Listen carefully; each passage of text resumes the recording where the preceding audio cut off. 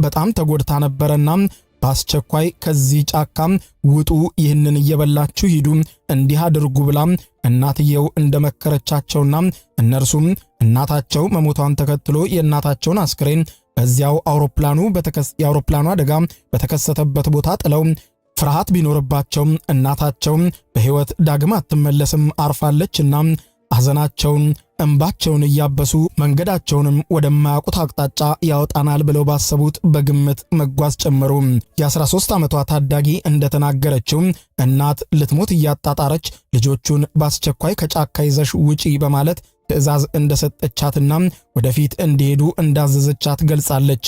ትንሽ የፕላስቲክ የለስላሳ መጠጦች እንዲሁም ብርድ ልብስ ይዘው ጉዟቸውን መጀመራቸውን የገለጹ ሲሆን ከምግብ እጥረት ሳቢያ ጉልበታቸው ከመዳከሙና በትንንሽ ነፍሳቶችም ከመነደፋቸው ውጪ በዚህ ጥቅጥቅ ደን ውስጥ ያለምንም ዝግጅት 40 ቀናት አሳልፎ መውጣት እነርሱም እንደገለጹት ተአምር ካልሆነ ምን ሊባል ይችላል? አባታቸው ስለ ክስተቱ እንዲህ ይላል። ይህ ፈተና ነው፣ መንፈሳዊ ፈተና።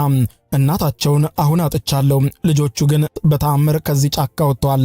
ሳይንቲስቶች፣ የሕክምና ባለሙያዎች ብዙ ብለው ሊያብራሩት ይችላሉ። ይህ ግን እኔ የምጠራው የአምላኬ ተአምር ነው። እንደፈለገ ሊብራራ በማይችለው መለኮታዊ ኃይል ግን ልጆቼ ተጠብቀዋል ብሎ ነበር። ከቤተሰቡም አልፎ መላው የኮሎምቢያ ሰው በደስታ ነባ። ፕሬዝደንቱም ይህ በሕይወት መትረፍን የሕዝብ አንድነትን የምንናገርበት የታሪካችን አንዱ ክፍል ሆኖ ከሀገራችን ታሪክ ጋር የሚሰነድ አንዱ ትልቅ ክፍል ይሆናል።